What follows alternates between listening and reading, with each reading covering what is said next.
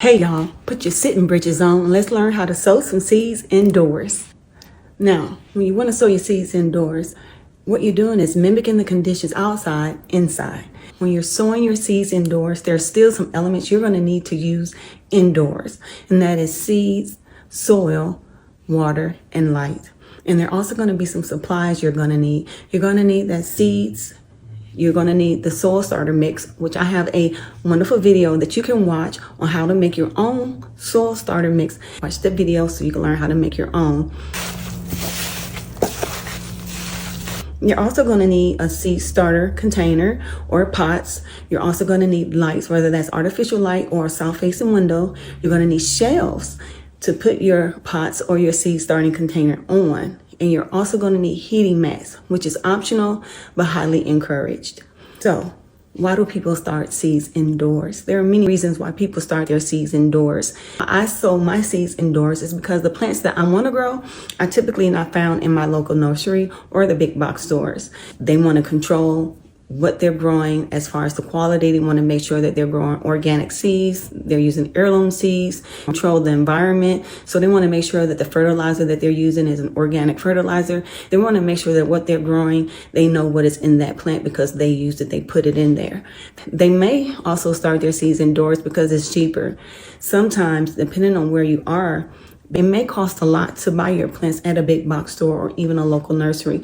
Sometimes it is $5 or $6 for one plant. Now, the biggest reason people sow their seeds indoors that I find is because they just want to get a head start on the harvest season. They want to try to get as much of their crop as possible. So they start their seeds indoors so they can extend their growing season. Now, when you get ready to start your seeds, you want to make sure you put it in your seed starter container, and you want to make sure that you're not compacting the soil in the container. You want to still keep it nice and loose. You don't want your seeds to struggle trying to break through the soil. You also want to make sure your soil is already moist, not soggy and not wet. We want moist soil. If you can squeeze the soil and water is coming out of your fist from the soil, it is too wet. Now, when you get ready to place your seeds in the seed tray, you want to just use a toothpick.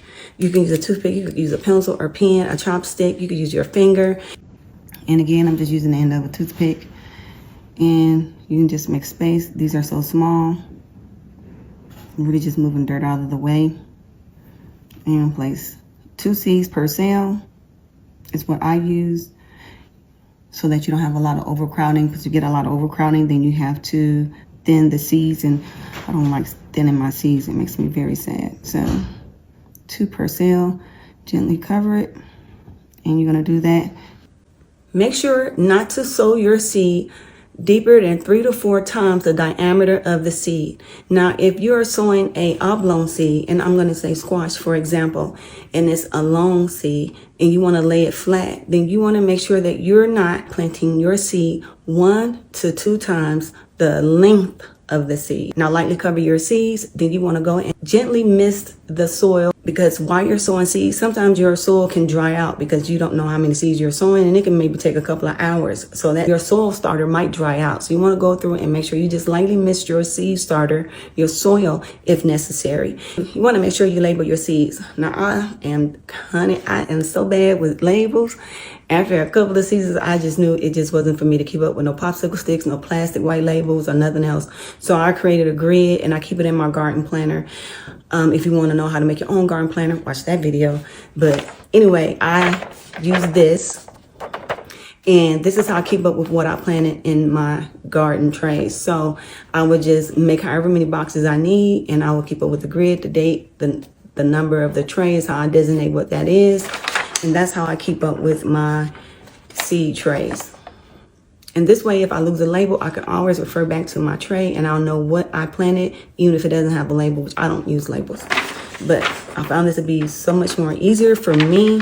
And then I just punch a hole in it using a 3-hole puncher and put it in my binder with my garden planner. So after you've labeled your seeds, you want to make sure you take your humidity dome, and a lot of seed trays will come with a humidity dome. If it doesn't, then you can use saran wrap. What you want to do is create humidity in the soil because it will help increase the germination of your seeds. Now, once your seed breaks soil and starts to germinate, you want to remove that humidity dome or that saran wrap. I don't care if it's only 5 or 6 that germinated and you got 20 more that need to germinate. You're going to remove that dome and that saran wrap, and we're not going to put it back on. Because if not, that humidity is going to create an environment that is going to encourage fungal disease, and we're not going to use it again. What we're going to do is repurpose that humidity dome if possible and use it as a watering tray. So some seed starter trays will come with a watering tray, and you can also double this and use it as a humidity dome.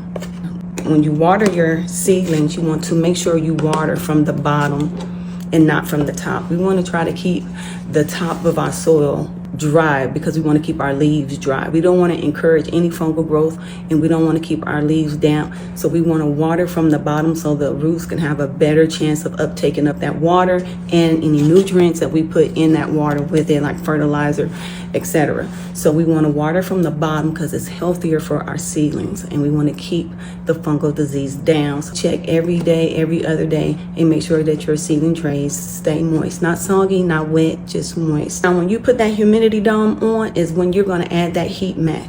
So especially with peppers, peppers love heat. Now, when you put that humidity dome on, you're going to put that heating mat up under your plants as well.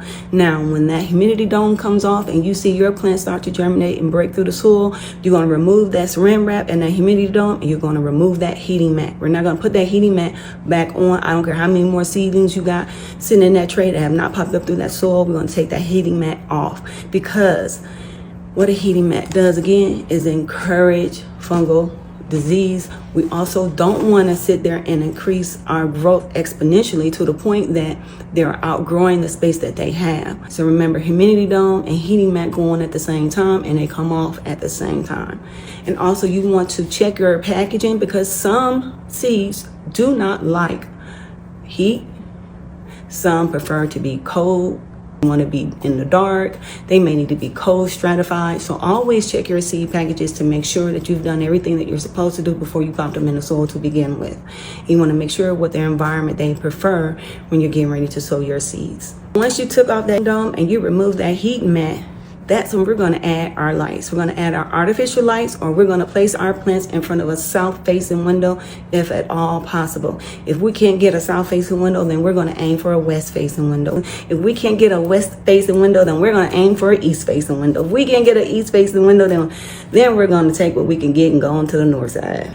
But we always want to aim for a south-facing window because that's where you're going to get the strongest and the best light for your plants. Now, you need to rotate your plants throughout the day, because otherwise your plants are only going to get sun on one side, and the other plants on the other side are going to start to stretch and lean over because they're going to be aiming for that light. Your plants are going to need to stay under lights between 12 to 14 hours.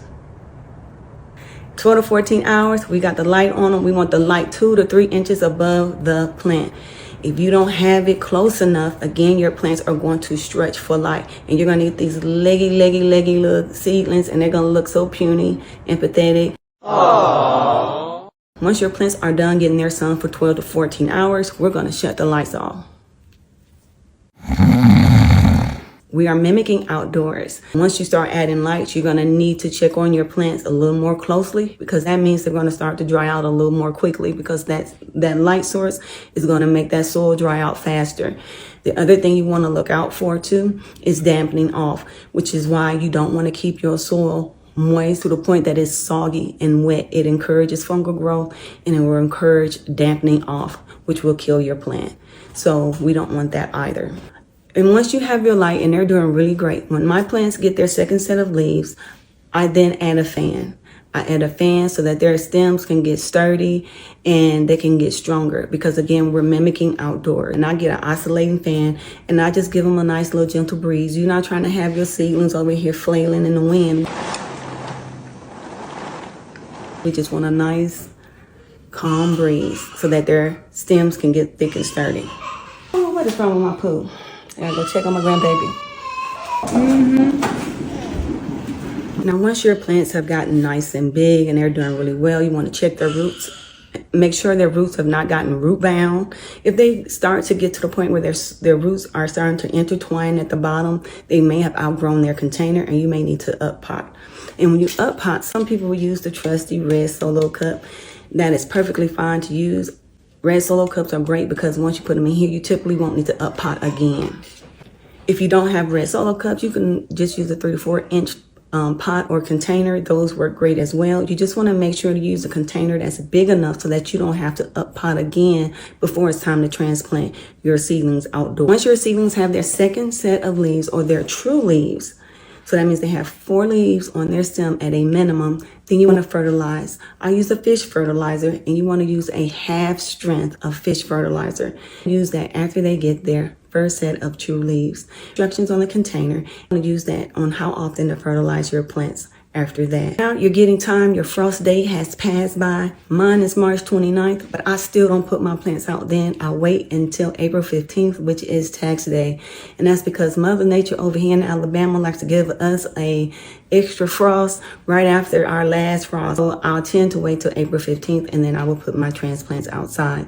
But in that time, that gives me a week to harden off my seedlings. And so how I harden off my seedlings is I will place them outside and I will put them in a shady place with just a little bit of sun. And I will leave them there for 30 minutes. Once that 30 minutes is over, I'll bring them in the house, put them back up under the light and give them that extra 12 hours of sunlight or whatever duration of light is remaining. And then the next day, I will do the same thing and I will inch them just a little bit closer to the sun and then I will add a little extra time. What you want to do is increase the time to the point that by day 7, your plants can stay outside at a minimum of 8 hours. And you want to have your plants in the sun completely by day 7. So you've inched them out every day. And every day you've increased the time. You don't have to have an exact science to it. It can be 30 minutes, it could be 40 minutes, but you don't want to just throw your seedlings out there in the sun for them to get scorched and die because you will get transplant shock and you will lose your seedlings and all that time you've invested into growing them. After you've hardened off your seedlings and it's been about a week, you can go ahead and transplant your seedlings. Now, during this week where you're hardening off your seedlings, this is when you can go out there and amend your soil. You can start adding fertilizer to your soil. You can start pulling weeds. You can start getting everything prepared for where your seedlings are going to go. So during that week, you should be pretty busy in your garden. And so by the time that day 8 comes and it's time to put your seedlings in the ground and transplant them, you should be ready to go. When it's time to transplant your seedlings, you want to make sure that you choose the right location. Again, I have a video on choosing the right location for your garden and your plants. You can check that out. But you want to make sure you put your plants in the right location. And when you get ready to bury them, you want to make sure you use the depth of the pot that they came out of. So if they came out of a 4-inch pot, then you want to plant your seedlings 4 inches deep. Also, if you're planting tomatoes, you can plant your tomatoes a little deeper than usual. And peppers, you can tend to plant them a little bit deeper as well. Your stems need air. So you want to make sure you're not burying them too deep. Again, your plants need sun, light, air, water. And then after that, add you some mulch, or if you're using straw so that you can maintain some moisture within the soil and they're not drying out so fast and you got your garden going, there you are. Make sure you keep up with those labels of what you planted and you should have a great start to your garden. Thank you for hanging out with me at Home with Lena. I hope this was helpful. Don't forget to like, share, and follow. Until next time, happy gardening.